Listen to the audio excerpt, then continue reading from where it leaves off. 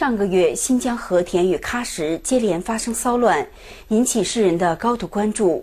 中共当局说，这是受境外操纵的疆独分子发动的恐怖袭击。不少民众认为，这是年深日久的民族矛盾的爆发。我们请时事评论员刘其坤先生谈一谈他的看法。刘先生您好。主持人好，观众朋友好。给新疆骚乱定性，首先要了解事实真相。了解真相是困难的，因为中共当局实行严密的新闻封锁，连国内记者都禁止采访，当局甚至采取封网控制通讯的手段。但是当局想一手遮天，已经难以做到了。先请您谈一谈7·18和田事件的真相吧。首先，和田事件不是恐怖袭击。当局讲维吾尔人攻击了警察派出所，警察派出所是中共的专政机关，暴力镇压机器。维基百科是这样定义恐怖主义的：恐怖主义是指有意制造恐慌的暴力行为，意在达成宗教、政治或意识形态上的目的而故意攻击非战斗人员，即平民。就是说，只有对平民的攻击、杀戮才能和恐怖主义挂上钩。另外，根据当局公布的消息，维族的派出所所长和一名维族警察在攻击中丧生，这就排除了民族矛盾的因素。这是维族民众对中共专政机器的反抗，不管这个机器是由维族人还是由汉族人组成的。维族民众为什么要攻击警察派出所呢？事件有原因和导火线。原因或者说根本原因是中共对维吾尔人政治上的高压和经济上的掠夺。09年75事件之后，中共统治新疆的基本手段就是高压严打。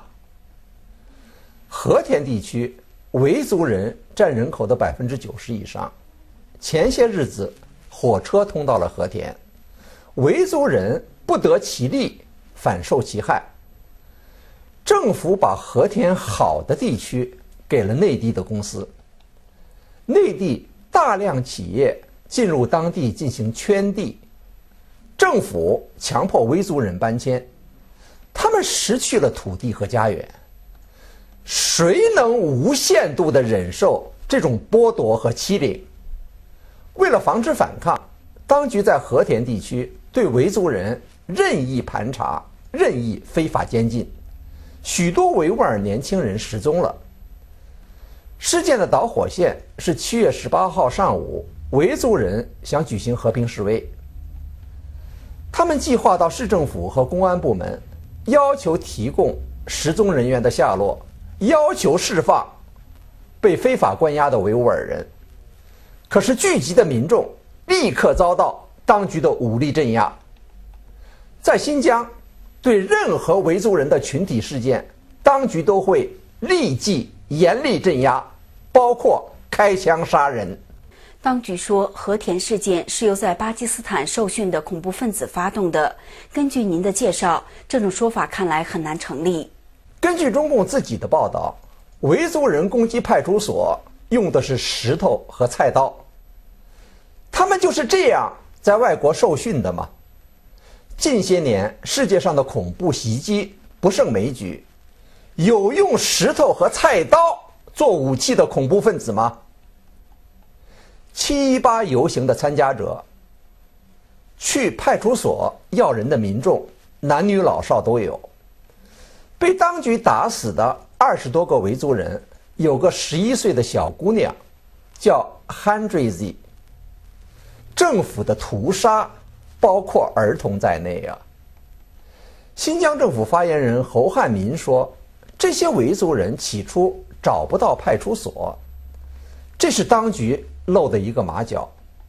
如果是精心策划的恐怖袭击，怎么会发动之后连袭击的目标都找不到呢？和田事件死伤惨重，是这样吗？当局公布袭击派出所的有20多人，当场打死14人。但是维族人讲有20多名示威者被杀，就是说维族人被杀的比例最低也有60%-70%，最高达到100%。当局在武力上有绝对优势，民众几乎是赤手空拳。为了镇压示威或者骚乱，用得着杀这么多人吗？和田事件凸显了中共镇压维吾尔民众的凶残。当局公开宣称实行就地正法，换言之就是格杀勿论。这是6·4大屠杀邓小平指导思想的贯彻，杀20万，稳定20年，值得。那么7月底发生的喀什事件，您认为与和田事件性质是一样的吗？两者相同之处在于都是官逼民反，都是民众的积怨和愤怒的爆发，都源于中共对维族人政治上的高压和经济上的掠夺。导火线有所不同，当局要拆毁喀什古城，强迫居民搬迁，借口是预防地震。喀什古城是维吾尔文化一颗灿烂的明珠，拆毁古城对维族人意味着消灭他们几千年的文化结晶。个别愤怒绝望的维吾尔青年，因为没有任何和平的方式可以表达意愿，走上了绝路。喀什事件是否有中共所谓境外3种势力的操纵？如果事件有国外操纵的背景，它不会针对平民百姓。针对民众的暴力行为会受到全世界的谴责，这是真正的分裂主义者、东突厥复国主义者绝不会干的傻事。个别骚乱者在大街上的盲目行凶，刚好证明这是无组织、无计划、无背景的孤立事件。中共一向把大陆民众，包括少数民族的不满和反抗，说成是受坏人或海外敌对势力的操纵。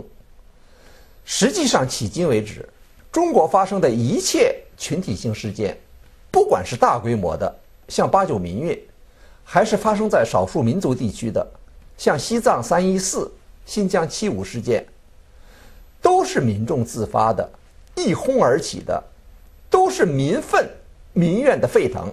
谢谢刘先生和我们分享对新疆骚乱的看法。